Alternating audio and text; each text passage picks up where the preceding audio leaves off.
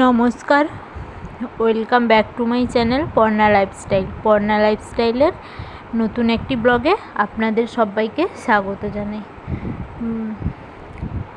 আজ হচ্ছে রাধা অষ্টমী, তাই সকাল থেকে উঠে আপনারা তো জানেন আমাদের বাড়ি রাধা অষ্টমী, আমাদের বাড়িতে রাধা অষ্টমী পুজো হয়। যেহেতু আমাদের রাধা কৃষ্ণের মূর্তি আছে, ওই কারণে সকাল সকাল উঠে ঠাকুরের ওখানে, ঠাকুর যেখানে বসবে ওখানে আমাদের ঠাকুর ঘরটা একটু ছোট, যার কারণে ডাইনিংয়ে ঠাকুর বের করে এনে পুজো করা হয়।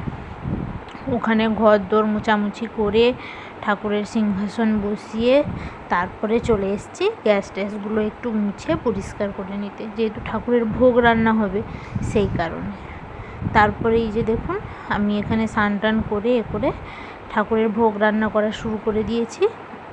এখানে হচ্ছে সিমুইয়ের পায়েস, আর এই ছোট্ট হাঁড়িতে হচ্ছে রাবড়ি, ঠাকুরের পছন্দের রাবড়ি।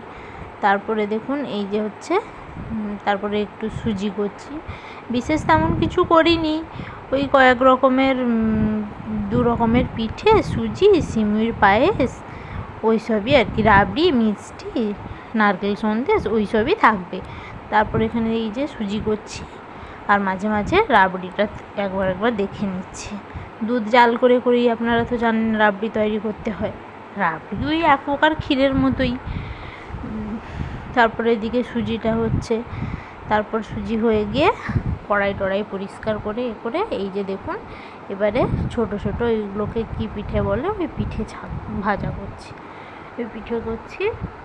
পুরোটাই আমি এপাশে একা করছি, শাশুড়ি মায়েরা সেপাশে রান্না করছে। তারপরে দেখুন এই যে এখানে করছি মালপোয়া, রাধারানীর খুব পছন্দের একটা জিনিস মালপোয়া। এই যে মালপোয়া তৈরি করছি। সকাল থেকেই তোড়জোড় চলছে, তোমাদের দাদা ভাই গেছে বাজারে, ওই ফলমূল টুকটাক ঠাকুরের মালা টালা ওই সব আনবে, আর আমি এখানে এইগুলো সব তৈরি করছি। আর ওপাশে ঘরে রান্না বান্না শুরু হয়েছে। ঢুকিয়ে দিয়ে বন্ধ করে, তারপর আমি ওই ভোগ রান্না করছি।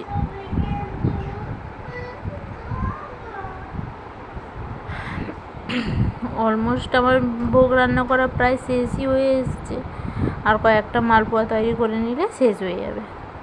এই যে মালপোয়া করছি, এরপরে করব নারকেল সন্দেশ।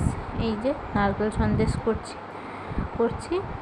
এইটা করতে এইটা তো অনেকক্ষণ ধরে করতে হয়। তারপর আমার একজন ননদ এসে বলল, বৌদি দাও, তুমি একটুক্ষণ বসো, তুমি তো সকাল থেকে করছো, আমি তারপর নাড়ানাড়ি করছি। তো আমরা আচ্ছা হোক, ঠিক আছে। তারপর ওই সবটাই হয়ে গেছে।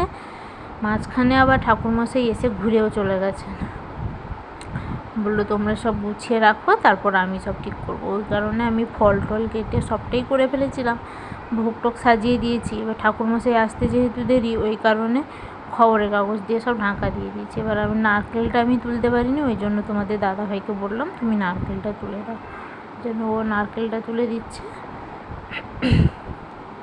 নারকেলটা দিয়ে দিলে আমাদের মোটামুটি কমপ্লিট। তারপর ঠাকুরমশাই এলে পুজো শুরু হবে।